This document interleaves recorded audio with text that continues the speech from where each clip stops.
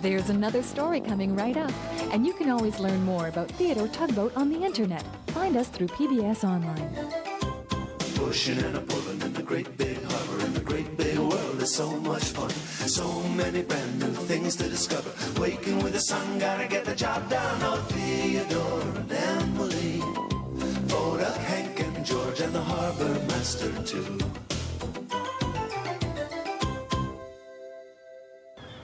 Oh, hello there. I was just watching the Bluenose. You know, she's one of the most famous sailing ships in the whole world. She's a schooner. That's an old kind of ship. Well, here, I've got a small one here. This is a schooner.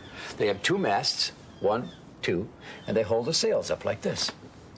Bluenose is only in the big harbor in the summer months. Then she goes around the harbor and she shows people the sights. And then she kind of slips away to foreign shores. Kind of just drifts out of our minds. But she always comes back. My, she is beautiful. You know, when Theodore first met Bluenose, he couldn't bring himself to speak to her. There was something about her that just made him shy. Fodak didn't feel that way, though. And that is quite a story. It all started one day when our friends Theodore and Fodak were at the great ocean dock, and Bluenose sailed past.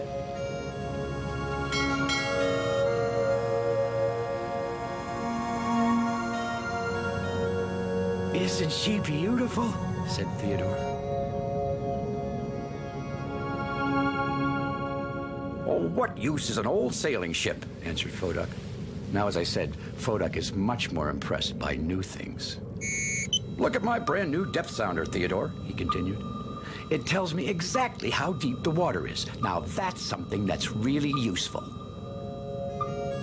But Theodore couldn't stop looking at Bluenose, cutting through the water. Ah, she was so slender, so quiet, so smooth. Later that afternoon, Theodore was passing Bluenose's dock when the sailing ship said hello to him. Theodore stopped so quickly that he made a big swirl in the water. Well, that made them both laugh, and they got to talking about all kinds of things. Turned out that Bluenose was lonely. I always thought someone beautiful like you would have lots of friends, said Theodore. No, replied Bluenose. Other ships don't seem to want to talk to me. Maybe it's because I'm different. Or maybe because I'm old. Years ago, before the motor ships came along, there were many, many sailing ships here in the big harbor. But now I'm the only one left, she said sadly. Well, Bluenose and Theodore got to be friends. Theodore liked to ask her what it was like to sail. See, he could hardly imagine being able to move without the deep drumming sound of his engine. Oh, I'd rather use my sails, said Bluenose with a smile on her voice. You just lean over with the wind and it pushes you along. My friend Fodak doesn't think old sails are any good, said Theodore. Now, Bluenose thought that was funny. As long as you've got sails, she said, you can always get somewhere. The wind will blow sooner or later.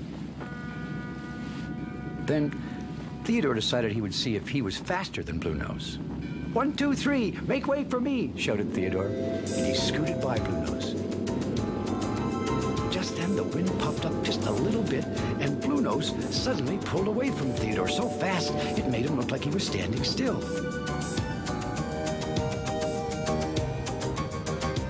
The sailing ship went gliding down the harbor and then turned into the wind with all her sails shaking and sailed back up to Theodore. Wow, exclaimed Theodore. Are you ever fast? Bluenose smiled. Don't forget, once I was the fastest ship on the ocean. A few days later, Bluenose had been hauled out of the water for repairs. The dispatcher sent Theodore to tow Bluenose back into the water because he knew they'd become friends. Hello, called Theodore, but he could see that Bluenose was upset. What's the matter? He asked. They gave me a new radio, said Bluenose. It's supposed to let me send or hear messages from anywhere. So now you're like a brand new modern ship, said Theodore, trying to make Bluenose feel better. But Bluenose wasn't happy. We old ships don't need these new things. I was sailing on the high seas before these kinds of radios were even thought of, she said. Then Theodore noticed a big red shape underneath Bluenose's black hull. Hey, there's more of you under the water than on top of it, he said. Is that something new too? Bluenose laughed. No, she replied. That's as old as I am. The red shape is the secret of sailing. Help me back into the water, Theodore, said Bluenose, and I'll show you how it works. It was a warm, sunny afternoon in the big harbor. The kind of afternoon when new friends like to share secrets. Pretend you're the wind, Theodore, said Bluenose softly, and I'll show you the secret of sailing. Push my side like you are a powerful wind from the open sea. So Theodore carefully put his front bumpers right against Bluenose's side and pushed really hard. But instead of moving sideways, Bluenose slid straight ahead. Well, Theodore was very surprised.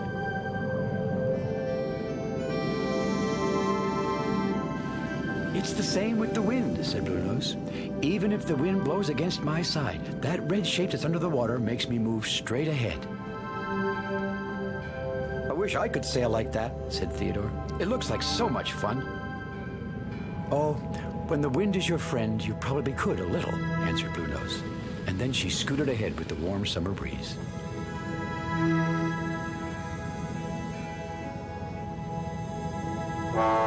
Theodore! Hey, Theodore! Theodore could tell Fodak was excited about something. See what I found with my new depth sounder? He said. Theodore noticed the big green and yellow striped cloth on Fodak's deck. It was under the water over in Cobequid Cove. Isn't it great? Theodore nodded. Fodak's new machine could certainly find wonderful things. Come on, Theodore, said Fodak. I'm going to see what else I can find with this new machine. Come with me. Thank you, Fodak, said Theodore, staring back at Bluenose. He could still see her sails dancing with the wind. I think I'll stay here for a while, he said quietly.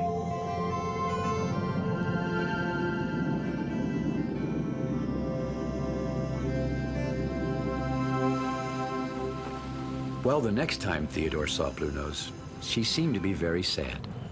My new radio makes too much noise, she said to Theodore. Sailing ships are supposed to be as silent as a sea breeze, continued Bluenose. But with this new radio, I sound like a big storm. You don't have to turn your radio up all the way, said Theodore. Only if you're far away from who you want to talk to. Come on, I'll help you practice. You go over there, he said, and I'll go this way.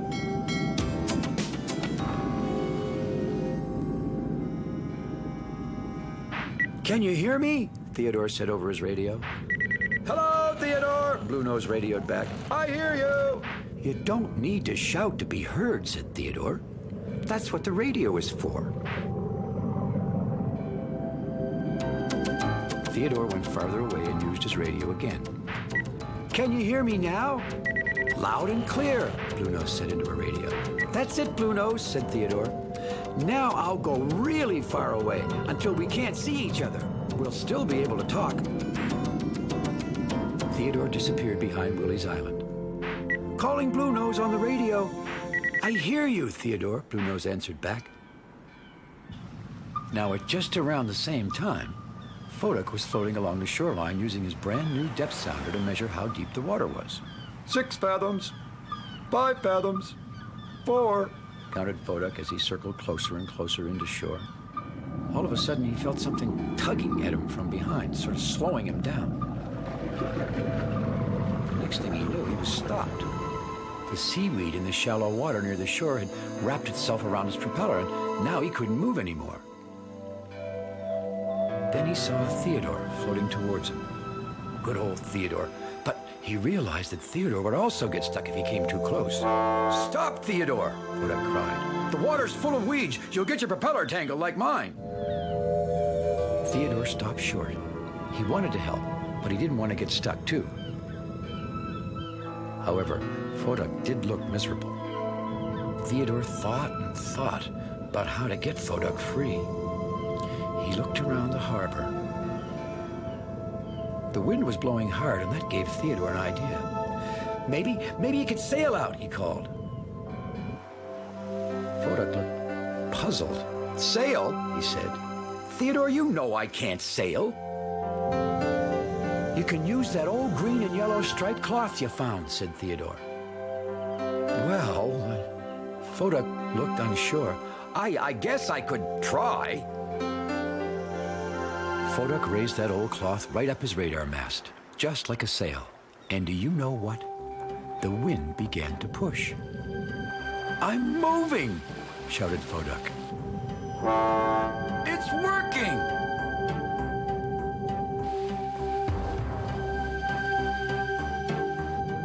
Fodak, watch where you're going, called Theodore. The wind was blowing Fodak all right, straight toward the rocky shore. Without his propeller, Fodak couldn't stop or turn. Oh, soon he was sure to crash. Was there one ship in the harbor who was fast enough to help stop the runaway tugboat? There was one, thought Theodore. Bluenose.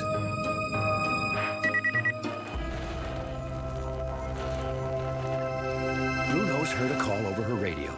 It was Theodore, and he was calling for help.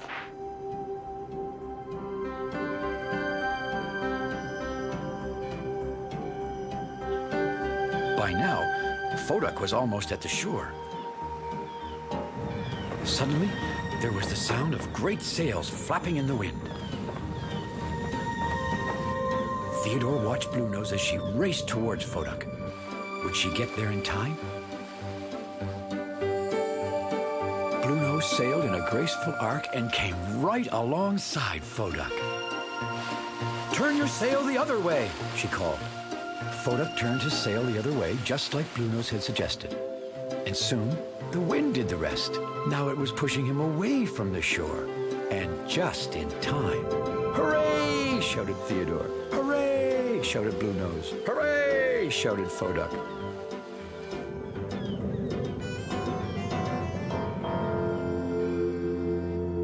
Thank you for saving me, Fodak said to Bluenose. But how did you know I was in trouble? I heard Theodore call for help over my new radio, replied Bluenose. You know, I guess new things are good for something after all. You know, said Fodak as the wind pushed him along beside Bluenose, old things are kind of good too. Can you show me more about sailing the old way? Sure, replied Bluenose. Can you show me more about using my new radio? Fodak gave Bluenose a hearty toot-toot with his horn. Sure he would. And Bluenose rang her bell to Fodak. Theodore gave his own happy toot-toot as he watched his two friends sail on past.